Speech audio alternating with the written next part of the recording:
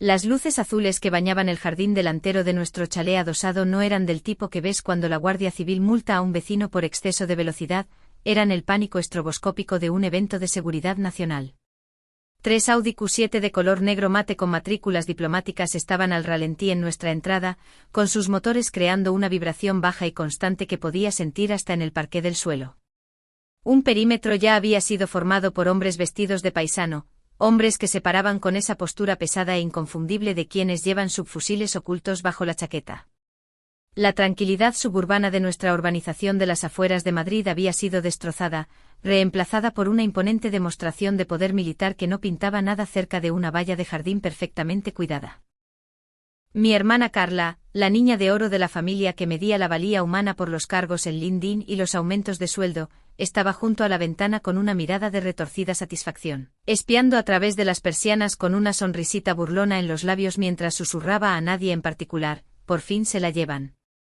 Me miró con una lástima triunfante, asumiendo que la Policía Nacional había venido finalmente a recoger al fracaso que ella creía que yo era, pensando que esto era una orden de detención ejecutándose, el inevitable fondo del pozo de una hermana a la que había menospreciado durante años. Pero el hombre que bajó del vehículo principal no era un oficial de policía, era el general Velasco, un general de división al que no veía desde una reunión informativa en un punto negro de Kabul. Ni siquiera miró a la policía local que bloqueaba la calle, caminó directamente hacia mí ignorando por completo a mi atónita familia, se detuvo a 1 metro de distancia. Hizo un saludo militar tan nítido que habría destrozado la cosmovisión de mi padre y habló con una urgencia aterradora: comandante, el pájaro está en vuelo, necesitamos su código de autorización ahora. Ella pensaba que me iba esposada, no sabía que yo era la única persona en toda la península con la autoridad para detener una guerra. Para entender cómo llegamos a este momento de shock absoluto, tenemos que volver a los langostinos de Nochebuena. 4 horas antes estábamos sentados alrededor de la mesa del comedor para la cena de Nochebuena y el ambiente era tan denso por la tensión que se podía cortar con un cuchillo. Carla era el centro de atención como siempre, presumiendo a gritos sobre un aumento del 3% en su agencia de relaciones públicas en la Castellana como si acabara de negociar un tratado de paz. Mi madre, Carmen, una mujer que prefería una mentira cómoda a una verdad incómoda, asentía con entusiasmo, desesperada por llenar el silencio que yo dejaba. Yo estaba sentada al final de la mesa, empujando la comida por el plato, tratando de sobrevivir a la cena sin incidentes, hasta que llegó el giro. Mamá se volvió hacia mí, bajando la voz a ese tono compasivo que reservaba para los inválidos y las decepciones. Entonces, Elena, ¿todavía buscándote a ti misma? Antes de que pudiera formular una respuesta genérica, Carla interrumpió con la voz lo suficientemente alta para que los vecinos cotillas lo escucharan a través de la ventana abierta. Mamá, deja de preguntarle, es vergonzoso. Solo di que está en rehabilitación otra vez, todos sabemos a dónde fue durante esos 2 años, no tienes lagunas de seguridad en un currículum a menos que estés en la cárcel o en desintoxicación. No me inmuté años de entrenamiento seré hacen que sea fácil ignorar a una hermana niñata, pero sentí el insulto aterrizar. Le di un mordisco lento al pavo mientras mi monólogo interno ejecutaba un comentario oscuro e irónico. Pensaban que esos 2 años los pasé en una clínica privada en la sierra, cuando en realidad estaba en un agujero en Siria, durmiendo con una roca afilada como almohada y cazando objetivos de alto valor. Me miré las manos marcadas y firmes bajo la mesa, mientras Carla agitaba sus dedos manicurados en el aire, burlándose de una vida que no podía comprender. Me mantuve en silencio atada por mi acuerdo de confidencialidad y mi disciplina, dejándoles creer que no era nada, pero ese silencio estaba a punto de caducar. Vivir esta doble vida se sentía menos como tener una identidad secreta y más como ser asfixiada lentamente por una almohada de condescendencia bien intencionada. Comenzó con el sutil sonido del clic de una llave girando en el mueble bar del salón cada vez que entraba por la puerta principal. Mis padres pensaban que estaban siendo discretos, pero lo escuchaba cada vez. El sonido de ellos guardando el buen whisky porque estaban convencidos de que yo era una alcohólica en recuperación al borde de una recaída. Me hablaban con esa cadencia lenta y específica que la gente usa para animales asustados o niños pequeños, despojando cada frase de complejidad como si mi cerebro se hubiera atrofiado durante mis años sabáticos.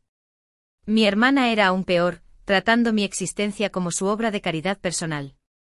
La semana pasada, me arrinconó en el pasillo con una funda de ropa, su cara configurada en una máscara de lástima agresiva, y me tendió una americana azul marino que estaba pasada de moda al menos 3 temporadas, un resto de sus días de becaria. diciéndome que era una prenda de poder para mi próxima entrevista de trabajo, asumiendo que estaba solicitando un puesto por turnos en el Corte Inglés. Mientras tomaba la percha, sintiendo el poliéster barato deslizarse contra mis dedos, tuve que morderme físicamente la lengua para no reírme o gritar. Me estaba dando lecciones sobre cómo vestirse para el éxito, completamente inconsciente de que el equipo táctico que usaba en mi vida real costaba más que todo el presupuesto de su boda. La realidad era que mientras ellos escondían el alcohol y me daban ropa vieja, yo no estaba desempleada, estaba operando bajo cobertura profunda para el Servicio Clandestino de Defensa, el CNI. Mis días libres no los pasaba durmiendo o yendo a terapia, los pasaba dentro de una sala SCIF, una instalación de información compartimentada sensible donde el aire se filtra. Las paredes están revestidas de plomo y los teléfonos móviles están estrictamente prohibidos. En esa habitación sin ventanas, yo no era la decepción de la familia, era la oficial superior de objetivos para la mesa de Levante. No lidiaba con hojas de cálculo ni crisis de relaciones públicas, lidiaba con vidas humanas. Solo 48 horas antes de que Carla me diera esa americana, había estado parada en esa sala, mirando una transmisión satelital que decidiría el destino de un equipo de extracción de 12 hombres. Yo era quien analizaba los activos humanos en el terreno, tomando la decisión de si la inteligencia era sólida o una trampa. Recuerdo el peso de la decisión cuando tuve que ordenar a un equipo de campo que quemara un piso franco, la abreviatura militar para destruir una ubicación y todo lo que hay en ella para evitar que datos sensibles caigan en manos enemigas. Autoricé protocolos de acceso de nivel 5 que solo 3 personas en la agencia podían tocar, moviendo activos a través de fronteras como piezas de ajedrez en un tablero hecho de fuego. La desconexión entre estos dos mundos llegó a un punto crítico la noche que llegué 20 minutos tarde a la comida familiar del domingo. Carla no lo dejó pasar, lo convirtió en un seminario sobre responsabilidad adulta. Se paró junto al horno removiendo la salsa y me dijo que la puntualidad es la piedra angular del respeto profesional, que si no podía gestionar un horario simple, nunca mantendría una carrera real. Me miró con esa decepción engreída de niña favorita, negando con la cabeza como si yo fuera una adolescente que había perdido la noción del tiempo jugando a la consola. No tenía idea de que la razón por la que llegué tarde fue que había estado sentada en mi sedán fuera del Mercadona local, participando en una negociación de alto riesgo a través de un teléfono satelital encriptado. Mientras ella se preocupaba porque el asado se secara, yo estaba escuchando la respiración aterrorizada de un activo extranjero cuya cobertura había sido descubierta. Tuve que coordinar una línea de tiempo de liberación de rehenes con un jefe de estación en Beirut, autorizando la transferencia de fondos mientras veía a una madre suburbana devolver su carrito de la compra a 3 plazas de distancia. Acababa de salvar la vida de un hombre y asegurado un flujo de inteligencia crítico solo para entrar y ser regañada por una gerente de relaciones públicas sobre la gestión del tiempo. Solo una persona parecía notar las grietas en la fachada, mi abuelo, el abuelo Paco, un mecánico jubilado con grasa permanentemente grabada en sus nudillos y un silencio que hablaba mucho, era el único que realmente me miraba. Él no veía la narrativa de la adicta en recuperación que mi madre había tejido, él notaba que cada vez que salíamos a comer, yo siempre tomaba la silla con la espalda hacia la pared. Veía cómo mis ojos registraban automáticamente cada salida en el momento en que entrábamos en una habitación, un hábito que no recoges en rehabilitación, pero que definitivamente aprendes en la escuela Seré. Esa noche, después del sermón de Carla, pillé al abuelo Paco mirándome desde su sillón. No preguntó dónde había estado ni por qué llegué tarde, solo miró mis manos, que descansaban perfectamente quietas sobre la mesa, sin temblores, sin nerviosismo, solo la quietud enroscada de un depredador esperando movimiento. Vio la mirada del operador, esa mirada hueca e hipervigilante que viene de ver demasiado y decir muy poco. No dijo una palabra a los demás, pero cuando pasé junto a él, me dio un asentimiento agudo y deliberado de respeto. Fue la única validación que tuve y durante mucho tiempo fue suficiente. Podía vivir con los insultos, era parte de la cobertura. Pero cuando Carla decidió usar mi fracaso como arma para impulsar su propia carrera, cruzó una línea que incluso yo no pude ignorar. La conversación de la cena pasó de la agresión pasiva a la hostilidad abierta. En el momento en que Carla sacó el tema de su boda, hizo girar su copa de vino, evitando mis ojos, y anunció que había hablado con su prometido, Javier, un banquero cuyo rasgo principal de personalidad era su cartera de inversiones, sobre la lista de invitados. Me dijo con una leve mueca de disculpa que no recibiría una invitación porque yo era un pasivo. De hecho usó esa palabra. No podemos tener elementos inestables cerca de sus clientes, dijo alisando el mantel, lo entiendes, ¿verdad? Es una cuestión de imagen. Me senté allí escuchándola describirme como un peligro para la seguridad, sumando esto mentalmente a toda una vida de exclusiones, las fotos familiares de las que me recortaron, los cumpleaños que olvidaron. Pero esto se sentía definitivo. No solo me estaba escondiendo, me estaba designando formalmente como una amenaza para su estatus social. Entonces comenzó la vibración. No era el ligero zumbido de una llamada de spam, era el zumbido rítmico y pesado de mi teléfono seguro, el que estaba pegado con cinta adhesiva al interior de mi muslo, el que nunca suena a menos que el paisaje geopolítico se esté fracturando. 3 pulsos largos. Pausa. 3 pulsos largos. Mi sangre se heló congelando instantáneamente la ira que sentía hacia Carla. En el mundo de la inteligencia, ese patrón significa solo una cosa: catástrofe inminente. La transformación fue instantánea e involuntaria, mis hombros, generalmente caídos para interpretar el papel de la hermana derrotada, se tensaron en una postura erguida y bloqueada. Metí la mano debajo de la mesa y saqué el dispositivo, protegiendo la pantalla de miradas indiscretas. El mensaje era escueto, brillando en píxeles rojos contra un fondo negro, código negro. Activo comprometido. Extracción inmediata. Ubicación, su GPS. Ya no era Elena la decepción, era el punto de extracción. Me levanté la silla raspando ruidosamente contra la madera, el sonido cortando la charla del comedor. Tengo que salir, dije, mi voz bajando una octava, despojándome del tono suave y familiar que usaba para sobrevivir a estas cenas. Carla se rió, un sonido agudo y dentado destinado a humillar. ¿Qué pasa?, se burló señalando el teléfono con su tenedor. ¿Te llama el camello o es tu padrino comprobando si has recaído? Antes de que pudiera responder, una mano golpeó la mesa, haciendo vibrar la porcelana fina y silenciando la habitación. Era el abuelo Paco. Sus ojos estaban fijos en los míos, abiertos con un reconocimiento que aterrorizó al resto de ellos. Cierra la boca, niña, le gruñó a Carla, con la voz temblando con la intensidad de un veterano, mírale los ojos, eso no es un padrino. No esperé su respuesta. Salí al jardín delantero, mis movimientos precisos y depredadores. No me estaba yendo enfadada, estaba despejando la zona de aterrizaje. Toqué la secuencia en el bisel de mi reloj táctico, activando el transpondedor, la baliza que guiaría al equipo de extracción a mis coordenadas exactas. Pensaron que salía a fumar, no se dieron cuenta de que estaba invocando la tormenta. El rugido que siguió fue ensordecedor, un grito mecánico que ahogó a los grillos y el zumbido distante de la autovía A6. 3 enormes todoterrenos negros mate atravesaron nuestra tranquila calle sin salida con un nivel de agresión que pertenecía a una zona de combate, no a una urbanización de clase media alta. No frenaron en los badenes, se lanzaron sobre ellos, su suspensión absorbiendo el impacto con un golpe metálico pesado antes de girar al unísono, montarse en la acera y bloquear nuestra entrada. El vecindario, generalmente dormido a las 11, se despertó al instante. Las luces de los porches se encendieron una por una, y pude ver la silueta de doña Marisa al otro lado de la calle mirando a través de sus cortinas, presenciando el tipo de escena que solo había visto en el telediario. Mi familia no solo se congeló, se desmoronó. La voz de Carla cortó el estruendo mecánico como un trozo de vidrio dentado, aguda e histérica. «¡Ay, Dios mío! ¿Qué has hecho, Elena?», gritó, retrocediendo de la ventana como si el vidrio pudiera explotar. Se volvió hacia mí con los ojos muy abiertos con una mezcla de terror y vindicación. ¿Has robado a alguien? ¿Es una redada?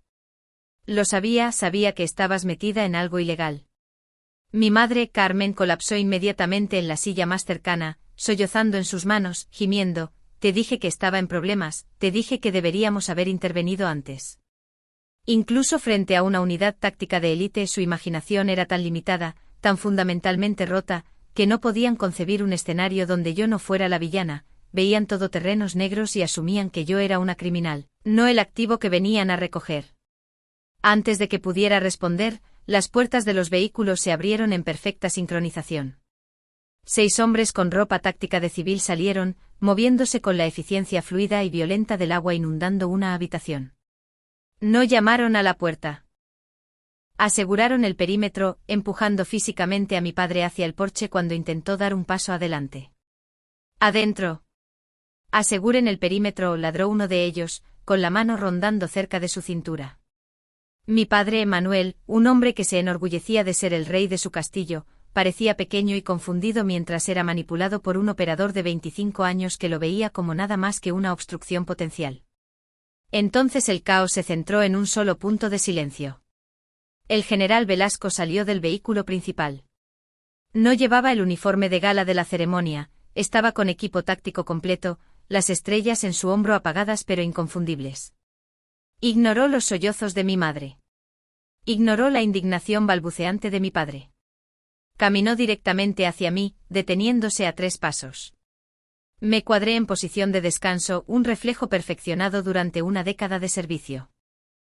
Comandante, dijo Velasco, su voz cortando el pánico como un cuchillo, tenemos una situación en el estrecho, el Estado Mayor necesita su análisis sobre el desencriptado, no podemos movernos sin su aprobación. Mantuve mi voz plana, profesional. ¿El activo tiene el paquete? Afirmativo, respondió, sus ojos clavándose en los míos, pero solo usted conoce el protocolo de enlace. Era un lenguaje hablado en las sombras, incomprensible para los civiles parados en el porche. Pero Carla, incapaz de soportar ser ignorada, incapaz de procesar una realidad donde yo era importante, trató de forzar su camino de regreso a la narrativa. Pasó por delante de mi padre, temblando de indignación. Perdone. Oficial, gritó con la voz temblorosa, ella es una recepcionista, ella. Ella no sabe nada, tienen a la persona equivocada. El general se detuvo. Se giró lentamente, pivotando sobre su talón para enfrentarla. La mirada que le dio estaba desprovista de ira, era la mirada fría e indiferente de una bota mirando a una hormiga.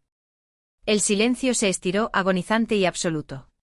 Señora, retroceda, dijo con voz baja y peligrosa, se está dirigiendo a una jefa de sección del servicio de inteligencia, su hermana tiene una autorización de seguridad más alta que la vicepresidenta del gobierno. Si le vuelve a hablar o interfiere con esta operación de nuevo, haré que la detengan por obstrucción a la seguridad nacional.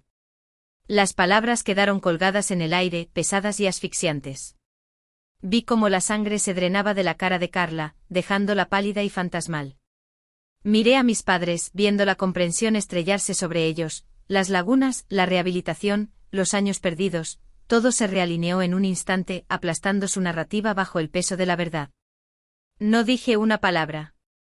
No me disculpé por el susto. No ofrecí una explicación. Simplemente miré por encima del hombro de mi padre hacia el abuelo Paco, que estaba de pie junto a la puerta. Me dio un solo y lento saludo militar.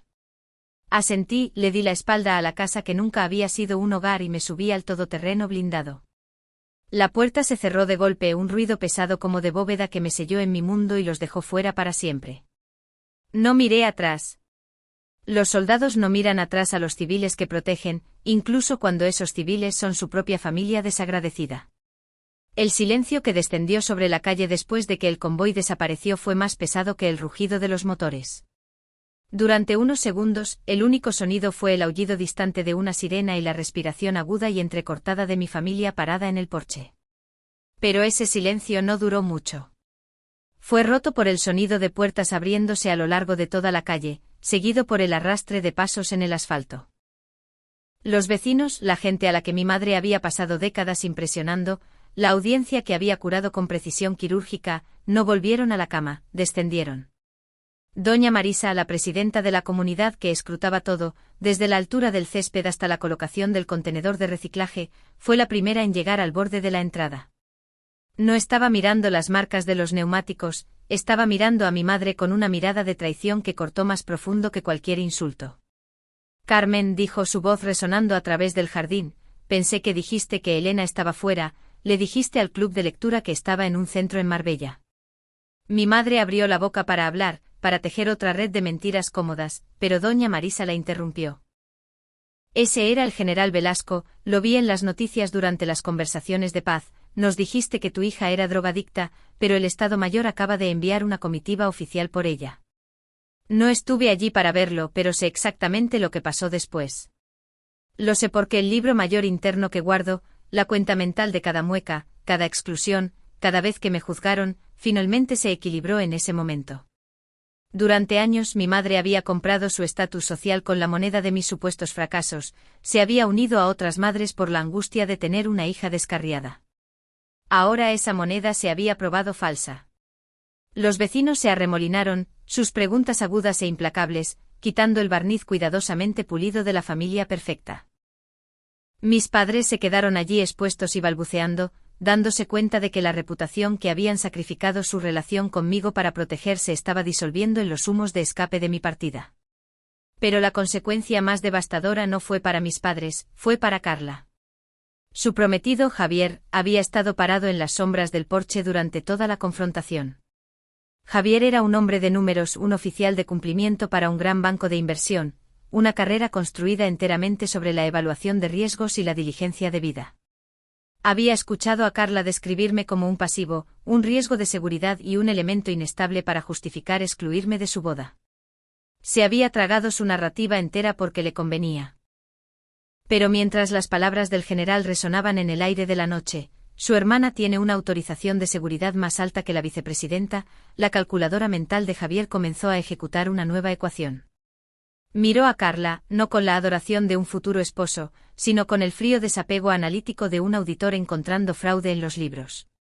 Se dio cuenta de que si ella podía mentir sobre algo tan fundamental, si podía pintar a una oficial de inteligencia altamente condecorada como una yonki solo para alimentar su propio ego, entonces no se podía confiar en nada de lo que dijera. En su mundo, mentir sobre verificaciones de antecedentes y autorizaciones de seguridad no era solo un defecto de carácter, era una vulnerabilidad que acababa con una carrera. No gritó, no hizo una escena, simplemente le dijo que no podía casarse con alguien cuya verdad fundamental era una mentira. Caminó hacia su coche, dejando el anillo de compromiso en la mesa del patio, una banda de oro que de repente tenía menos valor que la grava de la entrada. Un año después, el silencio en mi vida es diferente. No es el silencio de ser ignorada, es el silencio respetuoso de una sala segura. Estuve en posición de firmes en una ceremonia privada en una instalación clasificada al norte de Madrid.